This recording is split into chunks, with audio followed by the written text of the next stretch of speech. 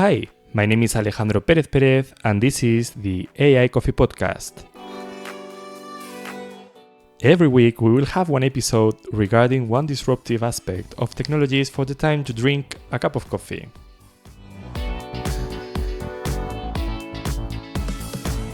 Today, I will talk about big data and business intelligence. But first of all, I would like to thank you for all the support you are giving me. It feels really great that you are more and more every day.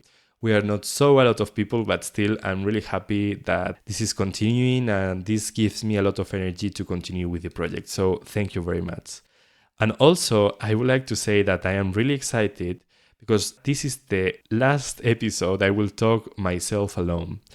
You will see that I will record the new episodes with other people. I have already planned a couple of them. During the next week, I will record some, and I'm feeling really excited about that.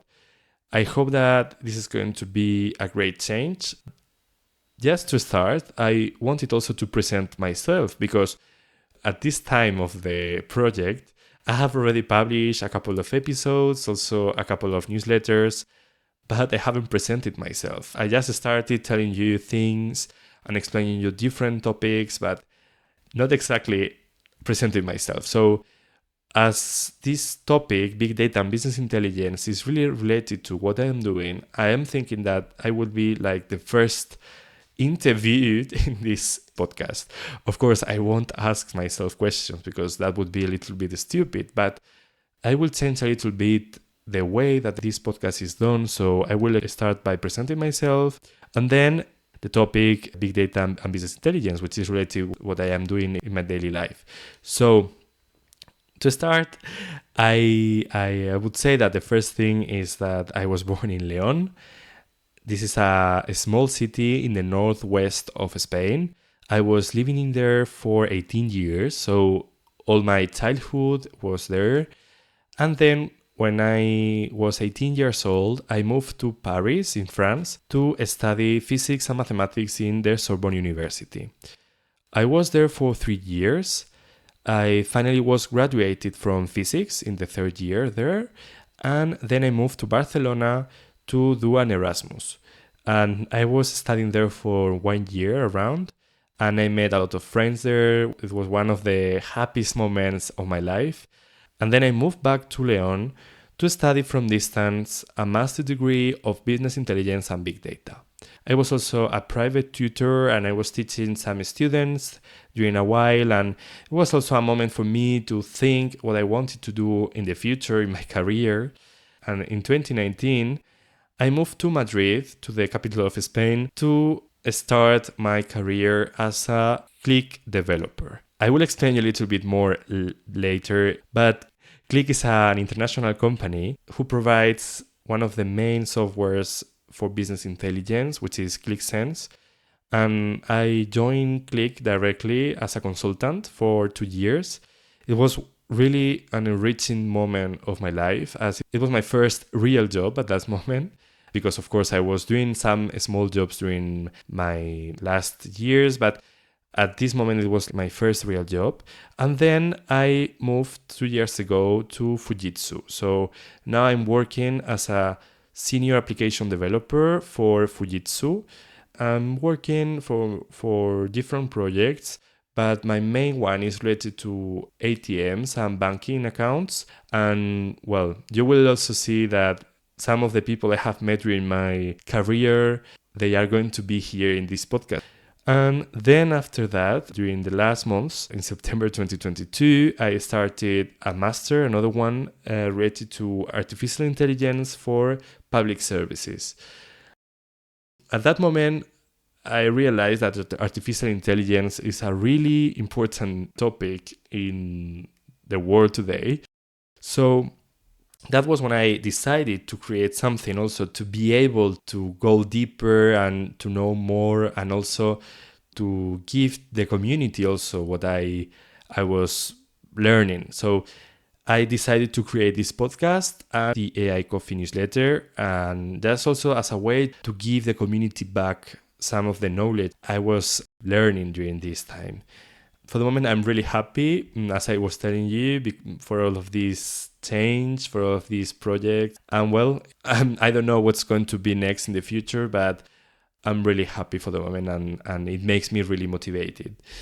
And then now I will tell you a little bit about the topic, because we are here to know more about different topics. And the topic today, it is related about what I'm doing as my job. So I guess that I could say many things to that. I know that they are really popular words, maybe not so much as artificial intelligence is, but maybe most of you don't know exactly what they are. So I will start with big data. You know that when we talk about big data, we usually say that it is connected to the V's. Some people say that there are 5, some others say that there are 3. Well, it's really complicated, but I just took all of the V's that I assume or I have seen someday that they are really important. And of course, the main one would be volume. So when we are talking about big data, we are talking about really massive databases. So volume is really, really important. Also, variety is important. So it would mean that we have different kind of data, like structured or not. We have velocity also, which is really the main point, because if we have large amount of data, but we cannot go there and get information quickly, they are absolutely useless. Also, veracity and value and variability are also really important. Imagine, for example, if we have data that we don't consider as useful, is it worth it to really talk about something? I mean, it doesn't make sense. Or even veracity. If we have data that we know that is not true, or we cannot guarantee the accuracy of the data, is it really big data? Or is it data? Is it information? Maybe not. Maybe it's only symbols or whatever, right? I took one information. I don't know maybe if it's the correct number. Maybe it's a little bit different. I don't know. But even though, just to have more or less an idea about how big internet is now. So only internet, because of course we have other kinds of databases, like private databases and more things, but just internet now is 175 zettabyte. And a zettabyte, it was, to be honest, the first time I saw this term. Zettabyte is 1 trillion gigabyte. So, well, you know that most of the computers nowadays have around 500 gigabyte, a mobile phone around 64 gigabyte or something. So imagine 1 trillion gigabyte. So it's really big. So data is becoming bigger and bigger every year. And how to order this information, how to classify it, or how to go quickly to this data, they are really important questions to be solved. So that's what big data is about. And also one funny thing is that when I was looking for information for big data for preparing this episode, you know that there is a band created in 2012 called Big Data. And it is really funny that this exists. Actually, I didn't know it. I just listened to some music from them and I liked it. So maybe it's also funny for you to tell you that there is a band called Big Data. And well, tell me if you like it or not.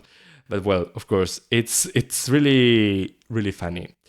And then about business intelligence, well, that's a really old thing, actually. You know that we are talking about business intelligence for the last decade, more or less, like in our sectors, in companies. That's the moment of business intelligence. But you know that the first time that business intelligence was pronounced, let's say, it was more than 100 years ago. So there is an article, I will put this in the notes of the episode and in the newsletter as well. And there is an article saying that in 1865, there was a person called Richard Miller Devens. Well, I didn't know it, sorry, but apparently it is a banker who was created information, something that he said that was business intelligence. So imagine how old it is, how old this term is. So it's really strange, right? So, of course, It's nothing related what we are doing now about what they were doing at this moment. And the modern, let's say, definition of business intelligence is due to IBM, which is a very large company related to data and also business intelligence platforms. And they defined the business intelligence as a software that ingests business data and presents it in user-friendly views such as reports, dashboards, charts, and graphs. So somehow it's everything that could give information that a user could see, could understand, and could analyze from the data that they have.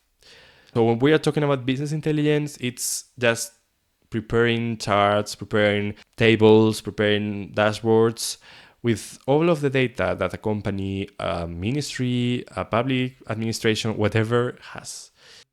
And for doing it, there are different kinds of softwares that help you doing this, because of course you can do it manually, but at this moment it's not worth it. I guarantee. So there are different softwares that help you doing these applications. That's the correct term that we use. There are many. I won't tell you all of them, but usually what we see when we are in this sector, we see the Gartner classification that gives more or less the overview about business intelligence softwares. So the main ones for this company, and just I want to say again that I don't have any kind of agreement with any company, any kind of product. I'm just telling the information I have seen from the clients I have visited. The most popular ones would be Microsoft Power BI. Maybe you might have heard about that. Also Tableau from Salesforce. Also another one is ClickSense that's where I was working 2 years ago. So I have explained you a little bit about that. There are others such as the IBM one, the TIBCO software, MicroStrategy. There are others from Google, Amazon, Oracle. There are many. And I invite you to go to this Gartner quadrant, that's the name of it. Go there and check, because they are classified into leaders, challengers, visionaries, and niche players. There is also one that I like a lot, which is made from no code. The name is Airtable. So if you don't want to code, maybe Airtable is fine also for you, because maybe the other ones are really much better, but also a little bit more tricky and you need to code a little bit. So yeah, that's also important to highlight this one. And just to conclude this episode, I will invite you to go deeper into these fields because they are really big. There are many things that maybe I would say, but I don't want to continue talking for hours. So I will keep it here. And if you have questions or you want to go deeper about maybe one of these softwares or something, let me know and I will try to do one episode about that. Well, you will see that I will ask for the next episodes, for the next interviews, I will ask people how do they like coffee. I think coffee is one of the main things in this podcast. Actually, that's the name of the podcast. And when I was thinking at the beginning, the name of the podcast, that was also really important. And when I was thinking about how to name this podcast, I thought that coffee is something that people like. There's a feeling of feeling at home or to feeling really cozy, let's say. And I like the feeling of taking a coffee with someone or even with you if you are taking a coffee when you are listening to me. So I wanted also to add the coffee somehow. So you will see that by the end of every episode, I will ask the other person, how do they like coffee? To start with, I will say that I like black coffee with a little of sugar. So you will see that for the next episodes, I will ask this to other people. So if you are here one day, be prepared to be asked this question.